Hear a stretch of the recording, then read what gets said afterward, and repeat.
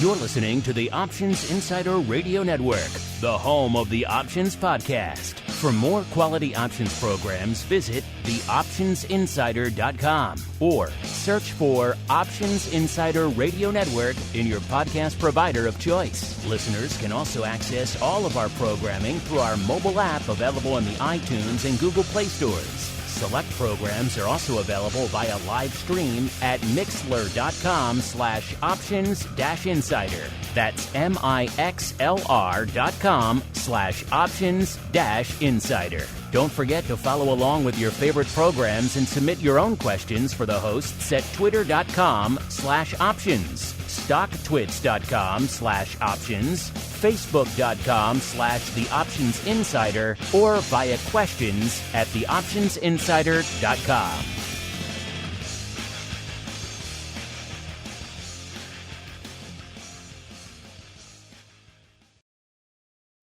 Welcome to Volatility Views, the premier program for volatility traders. Each week, we'll take a deep dive into the world of volatility with in-depth analysis, trading activity reviews, strategy breakdowns, cutting-edge education, and much more. We'll also bring you exclusive conversations with the traders, researchers, and asset managers who are reshaping the volatility landscape.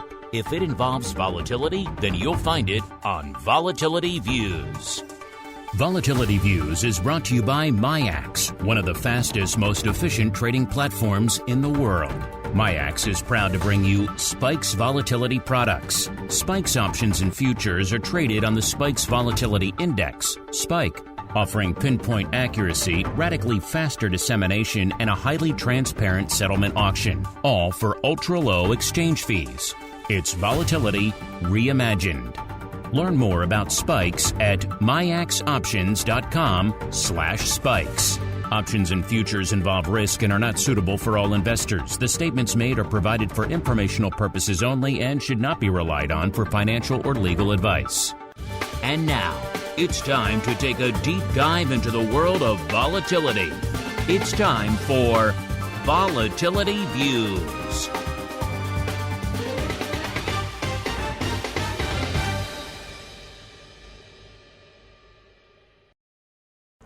Every Friday, normally it's at noon Central, 1 Eastern time, I record a podcast called Volatility Views.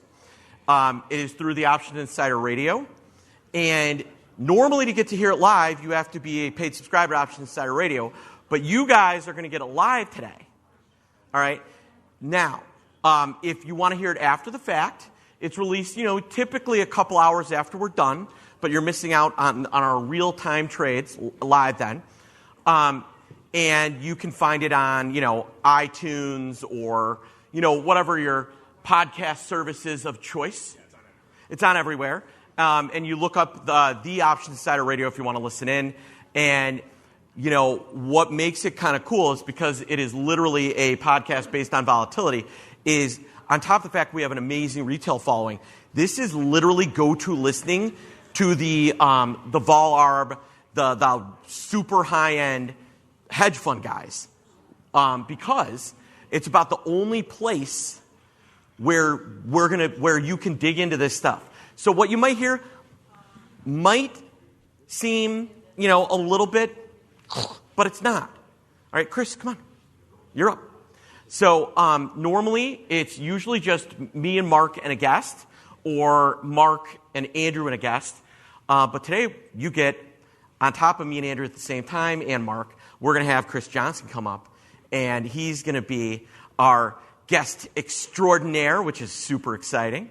And I love that, we all called ahead about having our West Coast VC investor outfit on, the jeans and the thing, looking good. So, this is going to be really fun, and I'm really excited that we could do this live because it's such a cool thing to get to do. So, stealing your water. Oh, you son of a. Yep.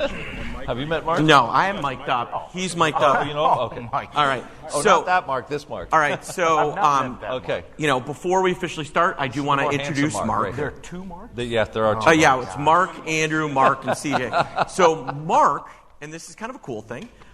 He was a trader in the IBM pit on the floor of the SIBO, and then he was in the SPX, right? You were IBM, right?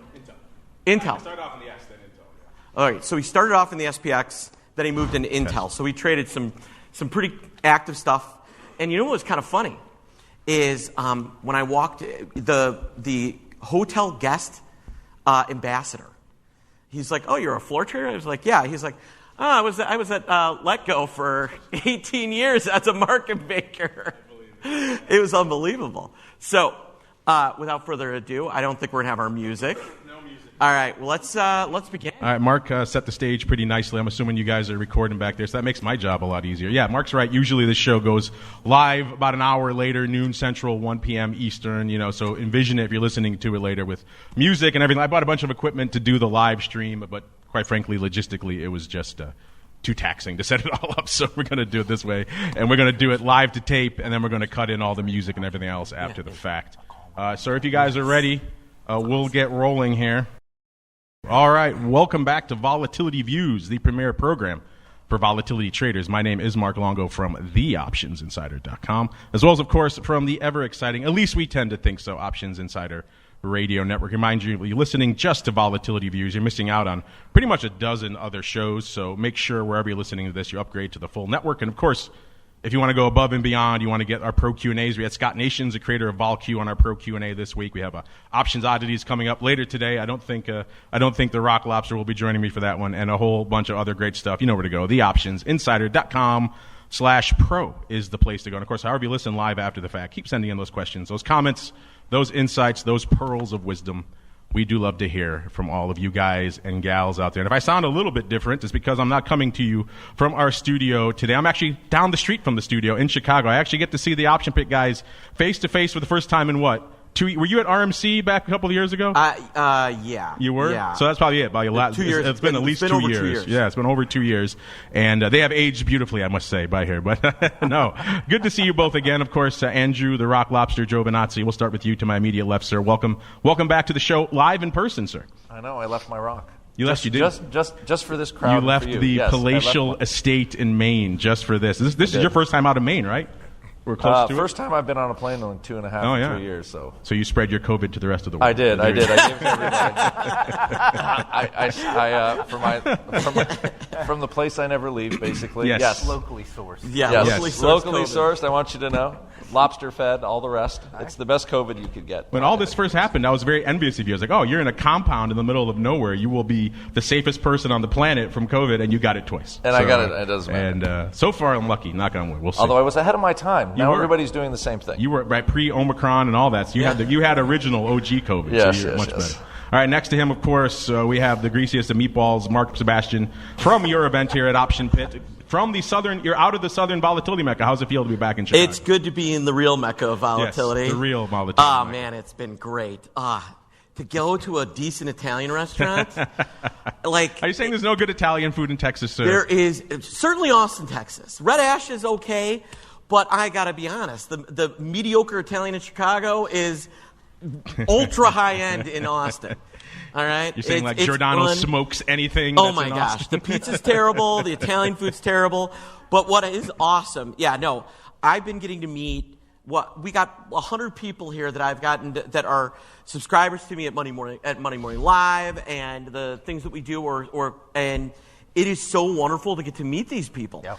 And I'm going to go out on a limb and say that, the story of us being out of our locality for the first time in 2 years is not exclusive to this stage, right? Who's done some real traveling? Who's first traveling over the last couple of years is to Chicago, right? There's and all right, if you don't want to admit it's fine, but there are a lot of hands going up, all right, and a lot of people that won't raise their hands. So it's been really neat. Why don't you mention this event? Why don't you give our audience really quickly, what is this event? What have you guys been doing here? Why are you in Chicago? All right, so I do work with a company called Money Map Press, and we do live shows on MondayMorningLive.com. Yep. So you can see myself about 4 days a week from 7:30 to 8:15 Central Time, and when I'm not on. Our guest who is about to be introduced fills in for me and does an even better job, right? I don't know why.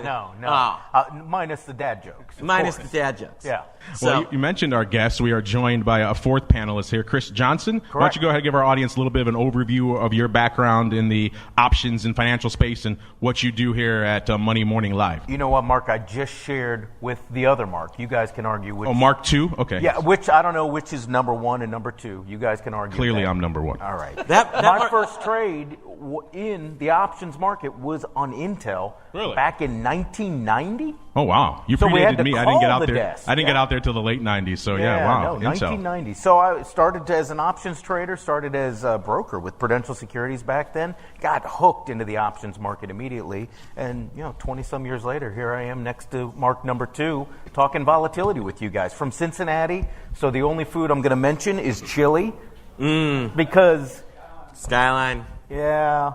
But it's so thin, though. Does it really count as chili? It's more like a topping. That's what the spaghetti's there for. To slow things down a little bit for you. Yeah. All right, then. With the team all assembled, we're going to dive right on into the Volatility Review. It's time to break down the latest developments in the volatility trading world. It's time for the Volatility Review.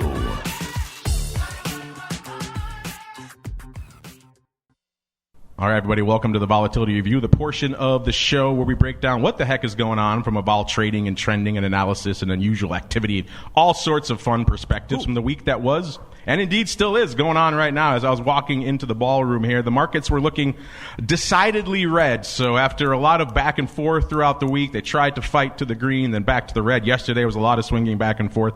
Today they're hanging out to the red. At least they were when I walked in here. That means most of our friends out here in the vol space.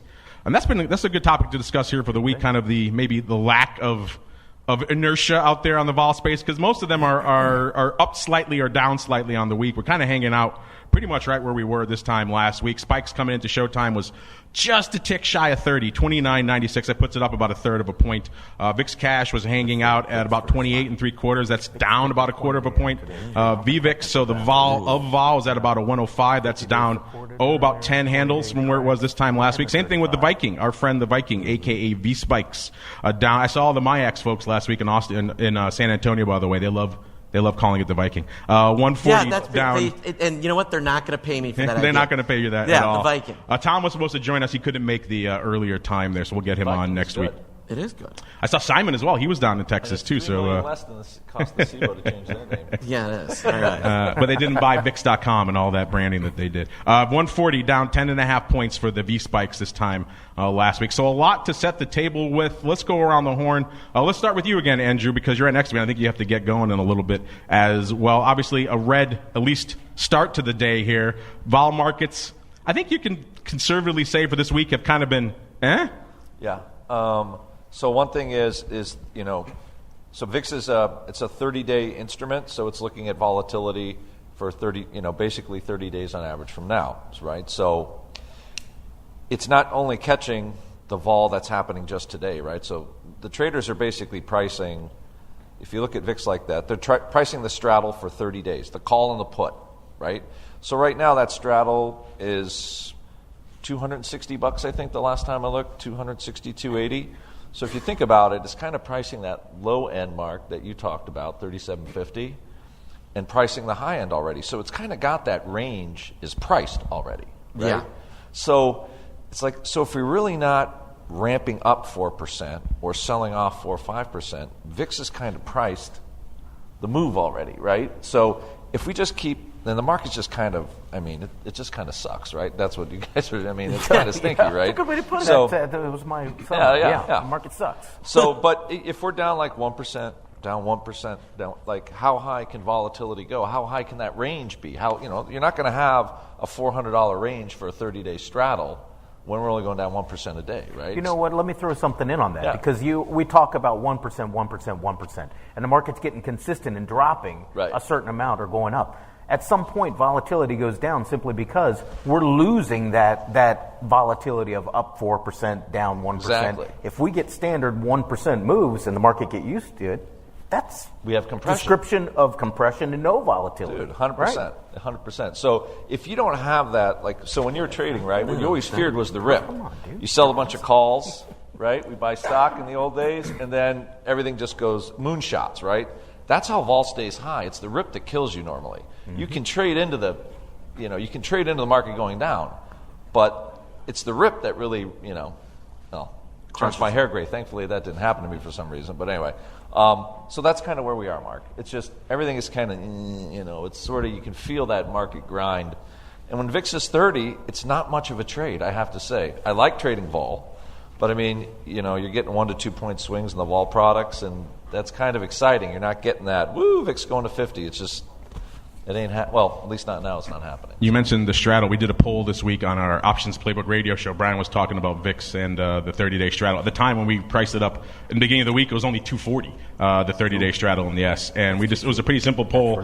Do you want to buy it at that level? It's too cheap, or do you want to sell it? And about 2/3, 62% said they want to buy it. It's too cheap. So I guess I can see that at that level, 240. Yeah, that does seem a little low. Mr. Mark, your thoughts as well on this crazy week and or weird week, I guess you can call it. And were there any interesting vol developments or discussions that you guys had here at this event this week? I think we've had all kinds of discussions. I think it's been very option centric. I think the big nugget, one of the big nuggets I got is how bad the Coles board is, and all kinds of cool stuff. All retailers screwed the pooch this week, did they? Oh my Except for BJ. Somehow a wholesale club can make money, but nobody else can. Walmart can't do it, but BJ can do it in this environment. Yeah, I mean, I'm watching this market, and we're trading 38.50 right now, like almost on the nose, and it's taking steps down, right? We cracked 4,000 3 times before it finally broke.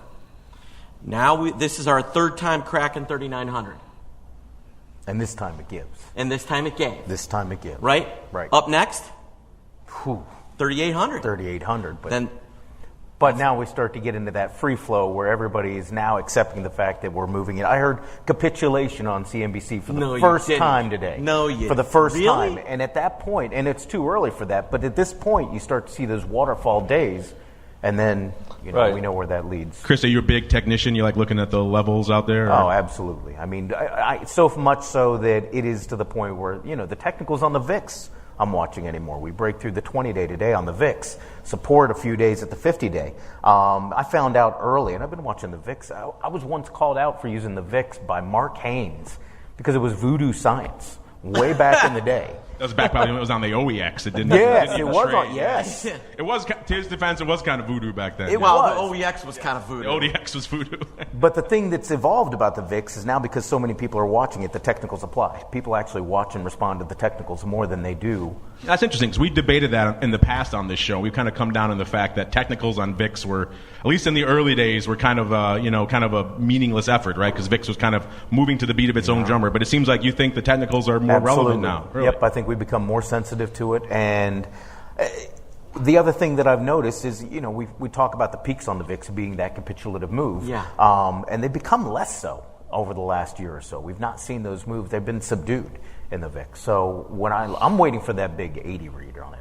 That is fascinating because obviously technically VIX is supposed to be derived from something else, right? It's a derivative of derivatives. Correct. So the fact that it's responding to its own technicals, not what's going on in the S, that kind of just shows what a big trading product it has become, right? It's its own beast now. It's not just driven by the whims of the S. It has its own levels, its own support and resistance.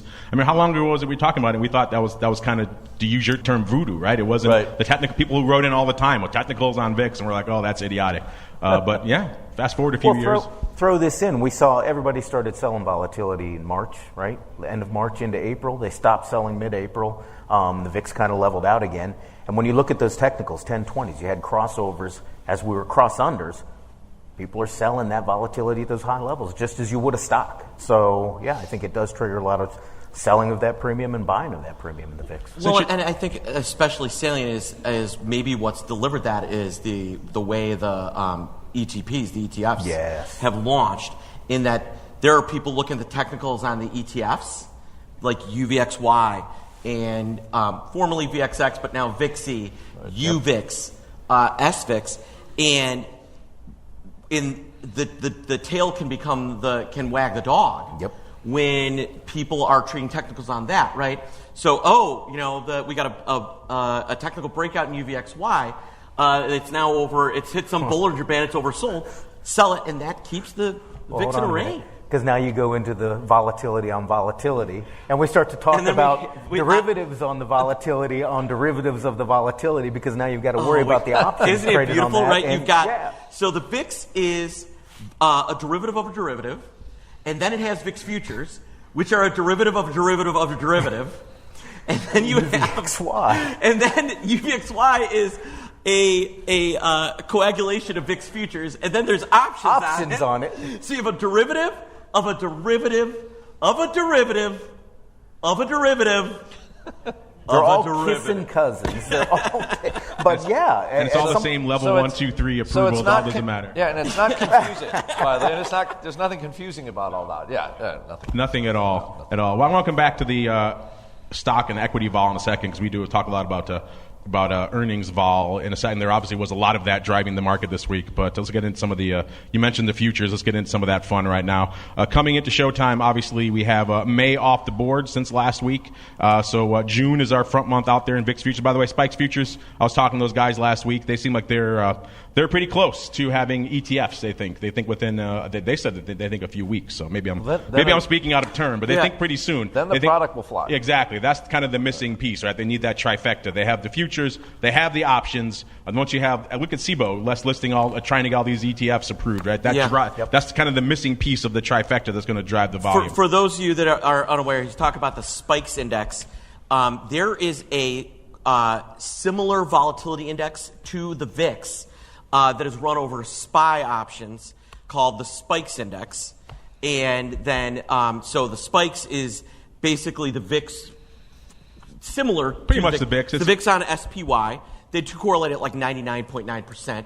And then the Viking is VVIX for, they were calling the spikes. They were going to call it the V spikes. I go, you've got spikes. What are you not doing calling it Viking? And so they owe me $1.5 million is what I've decided. That's at least. I think you're negotiating that fee as you speak. But yeah, they figure a lot of people trade SPY more than SPX, especially for this audience. I'm assuming most of you trade SPY. They're all SPX traders. Really? All SPX traders? All index, right? Oh. Who here trades SPY? Who here trades SPX? Wow. Okay. Yeah. You can't go Rule wrong with 1256. Yeah, you can't go wrong with tax breaks. Hey, those are all good. We're not allowed to talk about that. Look it up, folks. You're going to be happy.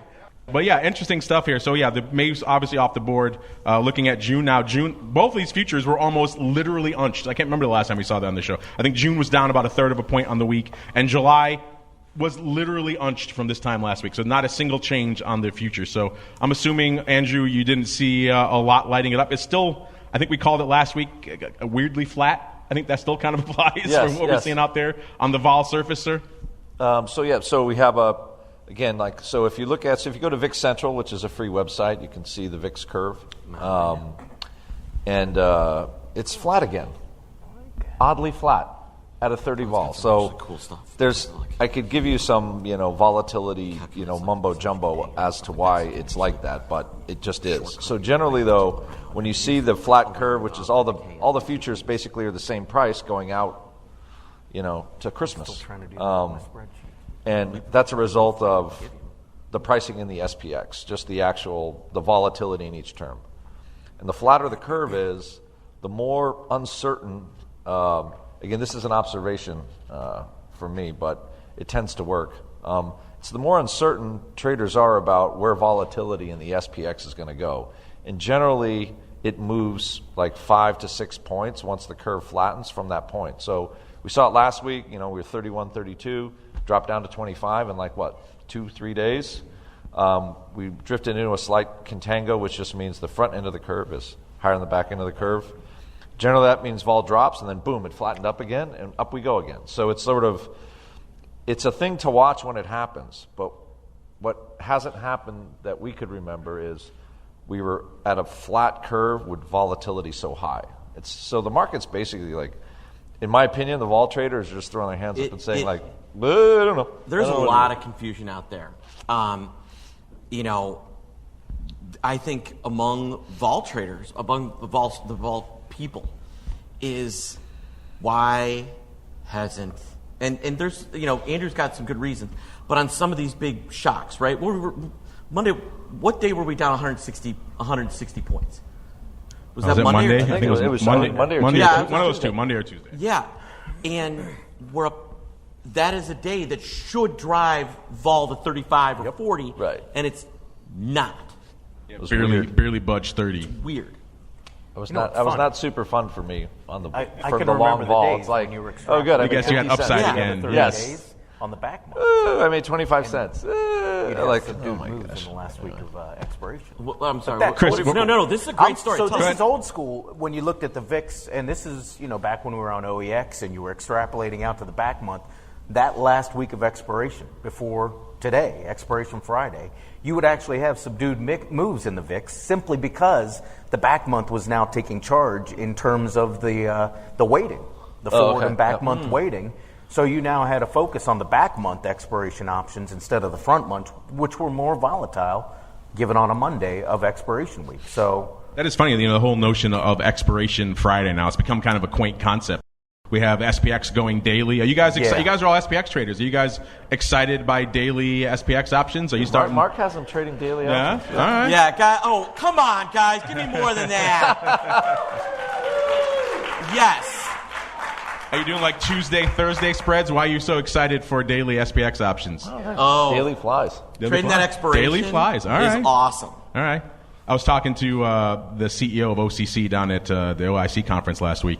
And I asked him about OCC is the Options Clearing Corporation. OIC is the Options Industry Council. I throw around too much jargon. You are sometimes. Captain Jargon today. But and he's the person who clears all your trades pretty much. And I asked him about his thoughts on daily expirations and the SPX. He thought it was okay for the indexes. But people have obviously been asking, and one of the big topics at this Options Industry Conference last week was, are we going to have dailies in, let's say, an Apple or a Tesla? And his eyes kind of went wide at that thought. He's like, yeah, no, we're not anywhere near there yet. For clearing purposes, their one biggest nightmare is the corporate events, right? And how to figure out emergency dividend in the after hours and strike adjustments. Yeah. And they don't think they can get that done in one day. So if you're excited, it sounds like you're all excited about SPX dailies.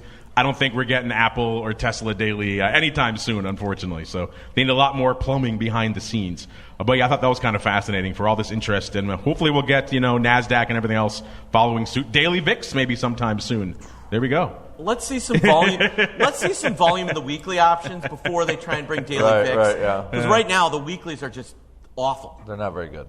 Speaking of volume, let's get out to the options volume here. Spikes overall OI still looking pretty similar to last week. Like I said, I was talking to those guys last week, and they're still waiting for that last piece of the puzzle. It seems like the SEC keeps punting on the approval of the ETF. So hopefully we'll get that, and that'll really start driving some new paper. VIX options, speaking of paper, was actually doing some paper today. When I walked into the show, they had already done about 314,000 contracts. That's pretty much more than half of the ADV. The ADV has soared since last week as well. It's up 65,000 contracts to 592,000 contracts. So it seems like they average have a pretty, daily volume, ADV.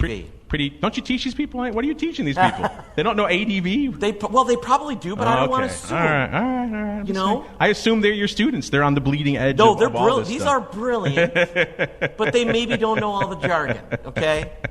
Most of you knew what he meant by ADV, though, right? Right, but still, there's people watching from home, right? Yeah, there we you go. Might not know. So today, looking at about 314,000 contracts, the hot trades today. Actually, before we even get to all that stuff, let's break down the top 10. Let's see how is it lining up. We obviously had expiration, taking some contracts off the board.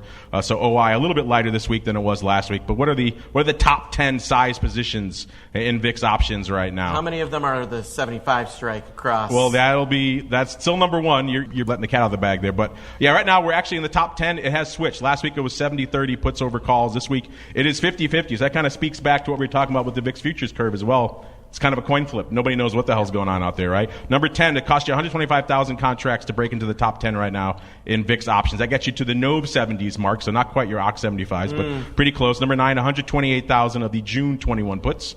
Number 8, also 129,000 of the June 70s. So again, these, shall we call them funky upside strikes, are dominating a lot of our OI out here. Number 7, 130,000 of the June 60s, so got a nice little call strip there. Number 6, 130,000 of the June 25 puts, so finally, some, dare I say it, relevant strikes. Number 5, 131,000 of the June 23 puts.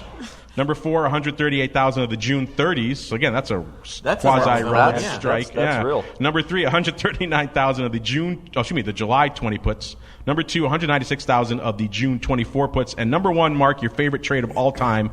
I'm sure Mark has all of you in this right now. The 254,000 of the October 75 calls. They haven't touched this. They don't seem like they have any inclination to touch this anytime soon, these Oct 75s. No, I mean, because he's got this on another month smaller. October's the big one. That's the top end of a 1x5. So the guy sold 135 call and bought 5 of the 75 calls. And so I'm almost certain it's a credit guy, that's really worried about, basis spread blowing out. Right? Because, and I think I said this to either you or Garrett yesterday, VIX is true. If you don't want to literally hedge against your book using U.S. Treasuries, the only way to hedge basis spread is using the VIX index. And so you're thinking, it's on, S&P guys are using it. No. It is all bond guys in there. Well, we've been talking about that, lately. It does seem like there has been, whether it's a new audience has awakened to using VIX or they're just coming up with new ways to utilize it. Because in the last couple of months, how many, not just 75 is tame. We're seeing pars, 110s, SEP 120s, these what we would traditionally consider garbage, nonsensical strikes. But going up for size, we had Matt from Orats on the show last week, and he's actually been dabbling in those. He loves his weird wings, and he calls them his garbage VIX calls. And he actually said they've actually kind of been working out for him. You have to be pretty deft on the trigger finger with those, obviously. So yeah, people clearly, if you think October 75s are outrageous, there are many, many strikes beyond that going out to June and September that have tons of open interest well beyond the 100 strike. And so these are, interesting stuff. Obviously, you don't have to get there to make money on those. Obviously, they can pop for a lot of reasons, but still, it is kind of interesting. Chris, are you a big watcher of VIX options? Is it something you kind of watch day to day? Yeah, not day to day, weekly or so. And when I'm talking to Mark here on the side about that 75, I like that a lot. So you like that? I can see your eyes peek up. Well, I just said 80. I'm looking for that 80 on the VIX before I can move forward with buying anything with both hands, making one of those moves that feels a little silly. That's your capitulation moment, 80 in the VIX? Well, if I look at history, yeah. From a retail guy's perspective, somebody who's looking to back up the truck and just start buying stuff, 80 is going to be it. I mean, we hit that in April. We did flirt with that in March of 2020, right? Yeah, March, April 2020. And then we hit 80s in November 09. of 08? 09. Yeah. So, that's that point where everybody is, I call it the Kevin Bacon moment, where Kevin Bacon's standing in the middle of the street, and it's going to be Jerome Powell going, there's nothing to worry about. It's Animal House. Is that Quicksilver where he wades into the pit on a visitor's badge and starts slinging size on expiration day? That's one of my favorite movies of all time. Yes. You're a Pecos guy. It must offend you to your core. It does. Actually, they shot that movie 3 years before I started down there. Because all the guys that I traded with, because I'm old, but anyway...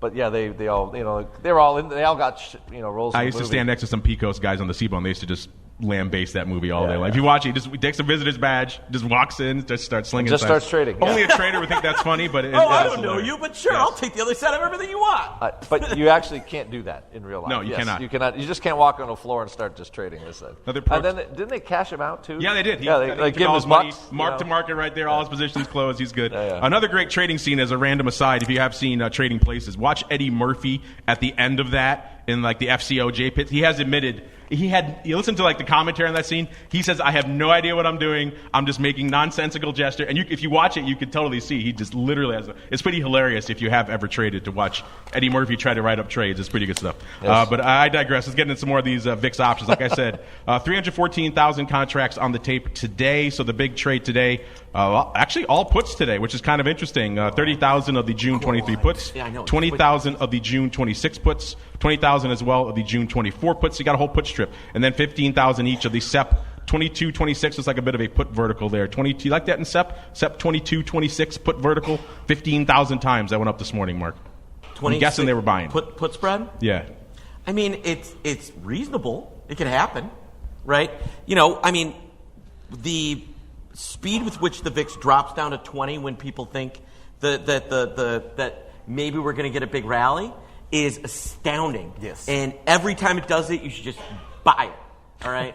And take the other side because we have not had that capitulation moment. They're going to sell the rips, but the rips have been incredibly violent, right? The S is the nickname is the short for SPX. I know you guys probably put 2 and 2 together, but they all trade it. They're all SPX traders. They are. So yeah, you say, oh yeah, no, I trade the S.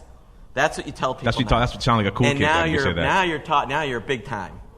Right. Yesterday we saw a lot of paper. This was a pretty active week in the VIX. Pretty much every day was well over the ADV. Yesterday was 732,000 contracts on the big trade. Yesterday it was kind of a mixed day, so we kind of see that reflected in the volume. The big trade yesterday was 77,000 of the June 24 puts. So this looks like there's still some faders out there. 66,000 of the June 25 puts. Then we get out some of the more funky strikes. 28,000 of the June 40s. That's actually comparatively reasonable compared to some of these other strikes we're seeing. 27,000 of the June 30s and 27,000 as well of the June 35s. Wednesday was the most active day of the week, at least so far. 811,000 contracts on the tape. The big dog on Wednesday, 67,000. These June 24 puts have been lighting it up all week. Somebody's really got an axe to grind. Those 70,000 on Thursday, 20,000 today. Hope springs eternal. 70,000 again on Wednesday. Wow, that's a ton of paper. 55,000 for number 2 of the June 90s. Now we're back out to the redonkulous stuff. So here's a question: what if he's not? What if the VIX puts are a hedge against a massive short? Yeah, that's something people do, right? So I think the market is going to what, right? I'm Garrett, I'm CJ, I'm me, and I'm Andrew, and I've got $500 million in short exposure to the market.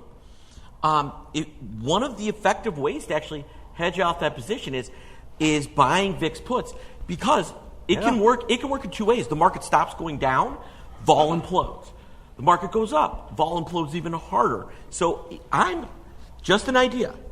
What if that guy is massively short S&P futures and he's using that as a hedge? Wouldn't surprise me at all. That's one of the things to keep in mind when you're looking at. I'm kind of throwing a lot of VIX numbers at you right now, but one of the things to keep in mind is that oftentimes, particularly with VIX, we were kind of joking before, it's a derivative of a derivative of a derivative. But so much of this paper has something else on against it, whether it's crazy upside calls, they're hedging a credit portfolio. Mark was specking that maybe these guys took it on downside puts against being massively short. There's usually another leg that's not in VIX, that's on somewhere else. Could be in the S, could be a credit portfolio. So when you hear all these papers, like all these trades, like the second most popular trade on Wednesday was 55,000 of the June 90s.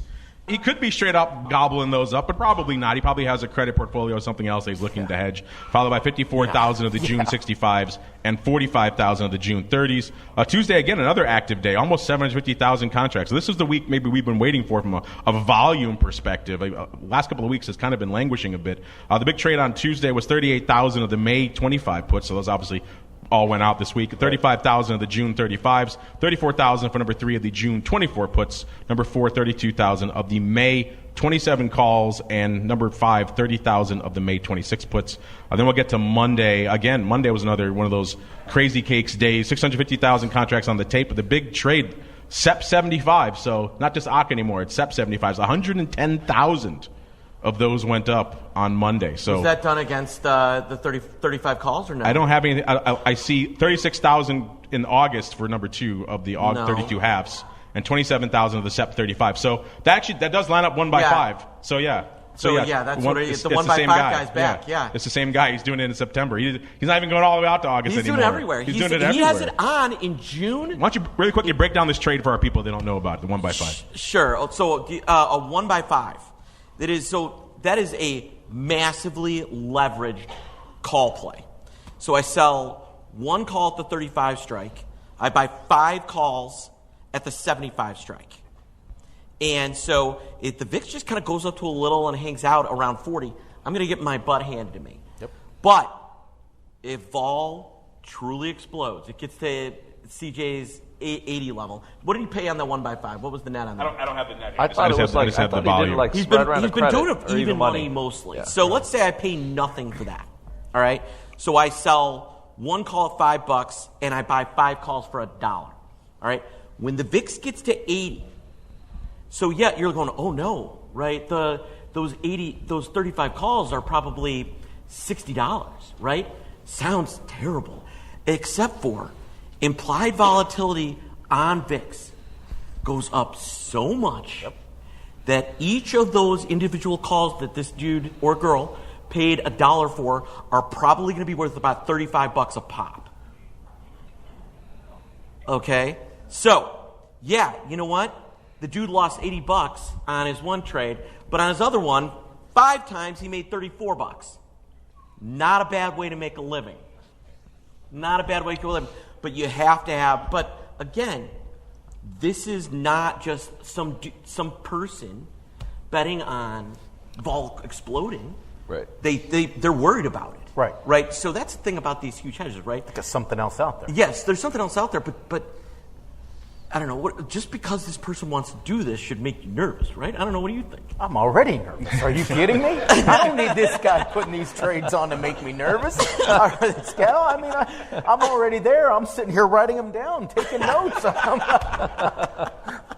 No, I think it's, as I said, when I look at it, and especially going out to October, we all know that September's that month. When you look at the VIX, right. The VIX typically goes up 20% any given year in September. I mean, that's just it. It's seasonally hot in September, not temperature, but VIX-wise. So, yeah, I look at that and say the October, I've still got time for this to play out. I'm not going to get slammed around on it. I love that in September. Volatility covered in the Octobers right now. New 1x5 trader that coming up here. That 1x5 is nice.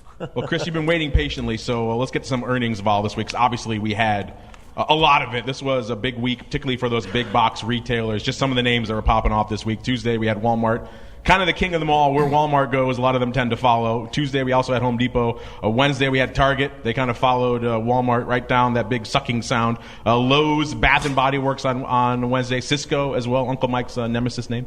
Thursday, we had Kohl's and BJ's, the lone ray of sunshine, and then John Deere and Foot Locker were today. I have some vol numbers, but I know, Chris, you watch a lot of this earnings vol. This was one of the big. It's been macro for a lot of the last couple of weeks. This week, it seemed like everything was driven by a lot of the earnings. What was catching your eye and lighting up your tape this week? What was catching my eye, especially on Walmart specifically? We look at the volatilities. We got an implied VIX on individual companies that we watch. Nothing was moving. Nobody was doing anything on the Walmart options ahead of the earnings. So that's one of those situations where I look at it and say, man, I'm expecting somebody to do something. I think now, especially inflation's killing everything, right? Why wouldn't you have something on Walmart? I mean, they've been relatively high to where they were 3 months ago, but they weren't moving ahead of the earnings reports. And that's one of those things that sets off my alarm and goes, man, this if it fails, it's going to fail big because now everybody's going to be catching up. Nobody's hedged on that.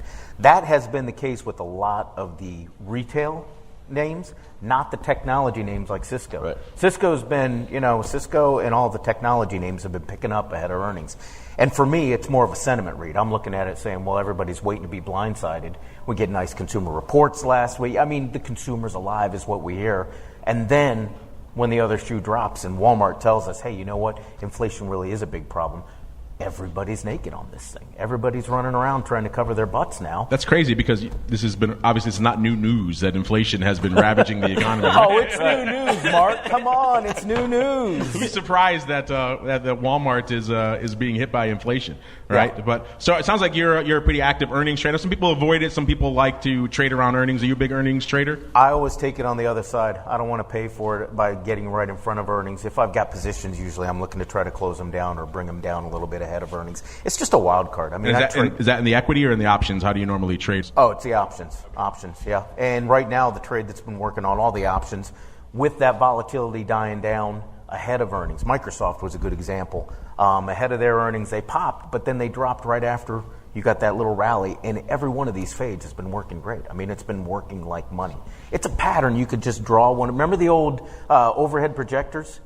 Where you had the dry erase marker, and you could drop that on every one of these earnings in the tech space right now, and it's going to be the same thing. And volatilities right after earnings, as they normally do, they drop. I mean, They start to implode, which has given me the opportunity to come in and, all right, I'm going to short cheap puts. Cheap puts, right. We had a lot of listeners for years ask us about earnings season, and they would say, what's the deal with earnings season? Should I buy vol? Should I sell vol? And it stunned me that for years there really was no data on this. There was one Goldman study that's over a decade old at this point. So I kind of strong-armed one of our contributors here, the folks over there at ORATS. They do a lot of great analysis and data into crunching these numbers for our audience. So we have them all there at our website now, theoptionsinsider.com. We do a bunch of different reports, earnings just straight up earnings so we can see what they're pricing in from a straddle perspective, how they performed in the past. We have the results reports, we have some here for Cisco right now from this week. Cisco was the 18th after the bell. They were going into their announcement $48.36. Obviously, they're straddle, so that at-the-money straddle, which is usually what the market is expecting in terms of movements. They were pricing in 5.6%. They delivered 14% almost to the dark side. They got annihilated. So Cisco not looking good. BJ's, like I mentioned, one of the few rays of sunshine, it seemed like here. They were trading $53.50 going into the announcement. They were on the 19th before the bell. They were pricing in almost 12%. They actually delivered 10.6%, so they kind of underperformed. That's how we look at earnings. We look at it more from a net movement and volatility. We don't care about direction. It's more about how they perform from a vol perspective, and so that one has underperformed. And one of the interesting trends we've noticed since the onset of the pandemic was really for a long time, it was all about vol underperformance. A name could almost say whatever they wanted, it didn't care. They could revise their guidance for the entire year, and they would come and they would annihilate the vol, and they would crush the straddle. In the last few cycles, since we've been tracking it, that has started to change. We've started to see some outperformance. I'm looking at some names here, like we have names coming up this week. We had AMAT, Applied Material, after the bell. They were pricing in $7.32. I don't have, this is just going into their announcement. They were at 111. In the past, they've only moved $4. So they're pricing in nearly a doubling of their straddle there. We also break it down by season. If you look at the season here, this season is starting to get a little bit more robust. During a lot of the depth of the pandemic, the seasons they're hanging out around 70-odd, 80%. That means if every name moved exactly as much as they were pricing in with their straddle, that would be exactly 100%. So numbers below 100% means names are underperforming. They're not moving as much as was being priced in. Too much movement. They're pricing in too much vol, and everyone was getting crushed. And we have seen the last couple of cycles that is starting to change. And this season right now, we're hanging out right about 90%. This last week has been one of the most aggressive, 107%. So we saw some outperformance of their straddles there. That makes sense because this last week's some kind of crazy. The week before that was 86%. The week before that, 110%. That was the craziest week of the cycle. Then the first 2 weeks were not very good. Week 2 was 76%. Week 1 was kind of an apocalyptic 65%. So you got about, if you bought straddles that week, you got about 2/3 of your money back. So right now we're hanging out at about 90%, which is kind of the historical average since the start of the pandemic, which is about 88% out here. We also track a lot of earnings trades. So if you're intrigued by those, again, check out our site. They track short straddles, long calendars, short calendars. That's kind of an esoteric trade, short calendar. You don't see those very often, but they are tracking 80 of those right now. Wow. They're putting them on and taking them off. So if you're intrigued by those, again, I encourage you to check those out. We have those all available up for free on our site if the mood should strike you. Let's get on out. Speaking of things striking us, I know a lot of people have been interested. This is an interesting audience to kind of pull as well. You're all SPX traders. Are there a lot of SVIX people in this audience? Are they interested in inverse vol? You guys trade SVIX at all? That's that new inverse VIX product they launched. Oh, I'm not seeing a lot of hands. That is a zero. We talked about it, but interesting. Okay, we've talked about it, but the option volume still stinks. It does stink. From an options perspective, it's kind of anemic. But yeah, this is kind of a bleeding edge crowd that they would at least be intrigued by. Yeah, coming into the show today, it's another one that's pretty much unched on the week. It was 10.55 up a nickel. In terms of volume, you're right. It's only averaging about 600 contracts a day. So SVIX is not exactly lighting the world on fire. Today, Safari had done a whopping 300 contracts when I walked in here. And the big position out there today is all expiring today, the 7 puts and the 8 puts, about 300 each. Have you guys been watching SVIX more and been trading this? I haven't traded. I'm sticking to UVXY as a product just because some of the vol products have gotten so. We used to slam that as being crappy, and now it's comparatively. You understand? Uncrappy, I guess. I mean, at least it's but they cut it down so much that it's basically they cut the gearing down in half. So it used to be a good short volatility product, and now it's only like the little it's the little step brother kind of. Chris, these products are kind of new. The return of inverse and levered VIX products. You've been watching the VIX for a long time, since the OEX days. Are you intrigued by these? Does an inverse or a levered VIX does that kind of intrigue you? Yeah, absolutely. It intrigues me because it's opening up, as we've seen over the last 10, 15, 20 years. People in this room are now getting involved in trading volatility through these vehicles. You don't have to go and buy an option on the VIX. You don't have to mess with futures. You can buy these ETNs right now. And yeah, I think from that perspective, and going back to where Mark and I were talking about, derivatives on derivatives on derivatives, now you've got a larger crowd that are playing them, which is either good or bad. You can take either side. I mean, you can start to cloud it up a little bit. No offense to everybody here, but it starts to turn into less of a pure play on the VIX and volatility. But I think it's intriguing because it does open up that idea of, hey, you can hedge your portfolio just like anybody else's with these simple purchases, or going down that rabbit hole of the derivatives on these simple purchases. Well, there's another thing, right? When the bloodbath happens, right, and you don't want to go long stocks still or something like that, you could theoretically buy like put an SVIX in that'll be VIX at 80, SVIX will be, what is it now, 10? You said 10 something? Yeah, 10 and a half. All right, so VIX goes to 80. That thing is going to be down to like $2. Yeah, that's my question. How low can this thing go? It can get there. No. I'm very intrigued to see how low this thing can get. So that thing gets to $2 and the VIX is at 80. Buy the hell I'll buy 5,000 Right, shares. but remember too, in the old days when we had vol kept getting crushed and we had single-digit vol, or when realized vol got down to like 4% or whatever. Yeah. You remember those products flew, right? They were the trade of the year, the short VIX products, and that's how. Remember the vol-apocalypse? Do you guys kind of remember that term? And anybody remember XIV? That was 2018. XIV, February 2018. All right. But that was like, that product got to like $100 and something because as vol went down, that just kept going straight up, and everybody thought this is the easiest money in the world. Yeah, and then it all went away. If it gets to 2, you buy a bunch of it at 2, the underlying, then maybe you buy like a half put just in case these new SVIX guys are. Because if it goes to 2, it could go to 0 like XIV did. That's why these products are so contentious. Like I just came back from a big industry conference, and there are a lot of people who are professionals in the option space who think a product like this should not exist. I think it tracks people into a trade they don't understand. There are risks inherent in it that they don't understand. And we did see a lot of that on our network back in 2018 when the XIV meltdown happened. We were getting hit up by your proverbial grandmother from Iowa, right? Yes. Who's like, I had this thing and it went to 0. I'm like, you never should have been in this product. You didn't understand the inherent risks. And someone dropped the ball along the way, whether it's the broker, the exchange, whatever it was, and not educating these people. So we try to do that on a show like ours. But intriguing stuff. So you guys don't sound like you're in the SVIX rabbit hole. What about, I know you guys have been more bullish on UVIX, the 2x levered. Are you guys interested in a 2x levered VIX product? Does that excite you? All right, a little few not. What about UVXY? Who here likes to trade UVXY? Well, they're your people. They should be trading. Yeah, there's some UVX. But eventually, it will get there. All right, eventually, I'm going to say it's happened a little slower, but the volume in UVIX has really heated up. Within the next 6 months, all of you will stop trading UVXY, and all of you will start trading UVIX because it has more leverage, moves harder, and the volume will get there. Or the new Spikes product. UVXY is 1.5 VIX. UVIX is 2X. 2. What would you rather have as a trader? I know what I want. Yeah. Yeah, so UVIX putting up some numbers today. Come into Showtime, it was at 19 and a quarter, up about 120 today, so a little bit of a pop. You're right, but the options-wise, this is much more of a player right now than SVIX. ADV is about 1,500 contracts. It's up a couple hundred this week, but it's already put up almost 1,800 today as I walked in here. So this one's obviously growing at a much faster pace than SVIX. All right. Mr. Rotlaps, you have to go. Before you go, you have any last words for us, sir? Good seeing you. The crystal ball, I'm going to do 2952. Oh, 2952. For the crystal ball. 2952. All right, you're getting ahead of me, but I like it. All right, good seeing you in person. Glad All right, that you later, worked, Andrew. sir. All right, guys. 5 minutes? I can confirm proof of life. 5 minutes. 5 minutes. Okay, so you know what? I have more products to get to, but we also have a section called the Crystal Ball where we predict vol, and we also have a vol voicemail section where we have questions. We have questions from our audience, but really quickly, do you guys have any questions? I'll get to some of you guys before we get into our prediction game then. Going once? You have a shy crowd, Mark. I don't know. I guess we're... I know. All right, so we'll get into... we'll move right over the volatility voicemail this week and go right into the most difficult, the most dangerous portion of the show. It is time for the crystal ball.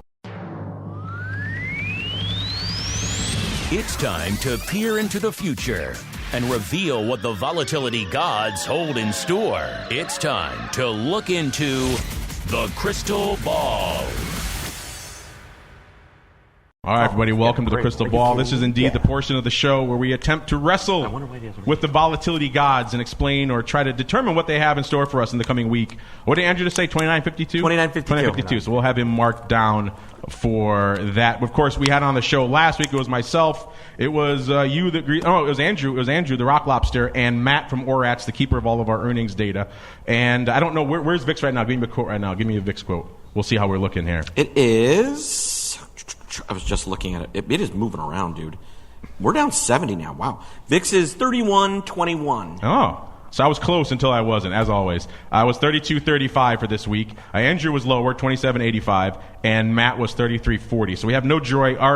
We have to be within a tenth of a point to win on our game. So it's very demanding. This is borderline impossible. It was extremely challenging in the height of the pandemic when VIX hit 80 and around those levels, getting within a tenth of the point. We have managed to have some bullseyes, so that was kind of interesting. Looking at some of our listener suggestions here, we got some close ones. We'll have to have our producers go through and see if there were any winners. So we already have Andrew on the board for this week. Chris, this is a very difficult, a very dangerous game. I would understand if you want to abstain. I need to know what is on the line and what is going in my pocket. What is on the line? Well, for this show, it's mostly bragging rights. I was going to say for glory. the guest. At the end of the year, when we kind of calculate it all up, like the regular contributors, we kind of have some sort of prize we give out for that. But for the guests, it's more just you can look a week from now and say, hey, I smoked everybody on this vol guessing game. Which, again, it's widely known in the vol space. So, Chris, Andrew has already come in and guessed for next week. He has said 29.52, so I will mark him down. This is for pretty much exactly this time next week, the end of our show next week. What are you feeling for VIX Cash this time next week, sir? I've written down a number, and it is 35.27. 35.27. And he has it on paper in front of him, so it's official. It is real. 35.27. All right. Mr. Mark, I'll let you go next because I'm that charitable of a guy, sir. What did I guess 2 weeks ago? I don't have you here for 2 weeks ago. I have last week, but I don't have 2 weeks ago. All right. What did Andrew guess last week? He said 27.85. I'm going to guess 27.85. There we go. Keeping it in the family there. All right, 27.85. That's a wide market. 27.85. Yeah, you got a lot of room. I don't hate where I was this time last week, and I think that was me from the week before. 32? 32.35. I kind of carried that through the last couple of weeks. It was a bullseye this morning until it wasn't. I'm gonna cheat. I'm gonna adjust it a little bit. I'm gonna say 32.25. It's just the third week in a row I've been on that level. I hate doing that, but I don't mind that. So that's our market for this week, listeners. 27.85 on the dark side with Sebastian ripping off Andrew from 2 weeks ago. Then Andrew at 29.52, and myself at 32.25, and Chris at 35.27. All right, that's going to do it for Volatility Views this week. I want to thank you guys. You were a great audience. It's fun to do this in front of a crowd again. And before we go, Chris, if our listeners are intrigued, they want to check out what you guys have going on here at Monday Morning Live, where should they go? What should they do? They should go to Monday Morning Live every morning, 8:30. I mean, check us out. There we go. It's pretty easy to do. All right, Absolutely. Mr. Mark, outside of your big event, I know that's your big thing for the week. What else you guys have cooking over there? I do the show every day, MondayMorningLive.com. It's really a great show and worth your time. It is. If you're stuck still watching the garbage they put out on cable TV, it's time to change your habits. Hopefully no one here is doing that. Hopefully they're more educated. These are people are way too smart for that. Yeah. And of course, you guys know where to go to learn more about all things spikes. MIAXoptions.com/spikes is the place to go to learn more. And we'll see you guys next week. Stay safe out there, and we'll see you next Friday, another episode of Volatility Views. Well done.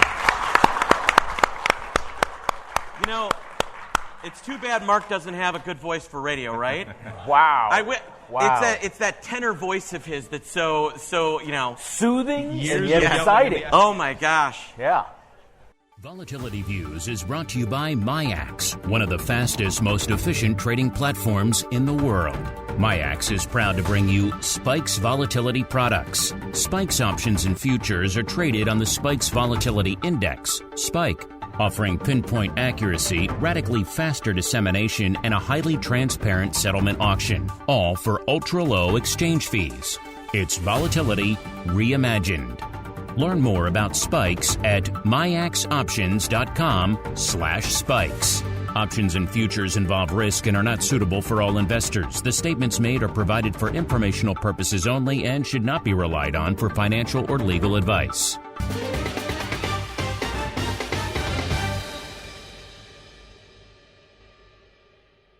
You're listening to the Options Insider Radio Network, the home of the Options Podcast. For more quality options programs, visit theoptionsinsider.com or search for Options Insider Radio Network in your podcast provider of choice. Listeners can also access all of our programming through our mobile app available in the iTunes and Google Play stores. select programs are also available via live stream at mixlr.com/options-insider. That's MIXLR.com/options-insider. Don't forget to follow along with your favorite programs and submit your own questions for the hosts at twitter.com/options, stocktwits.com/options, facebook.com/theoptionsinsider, or via questions@theoptionsinsider.com.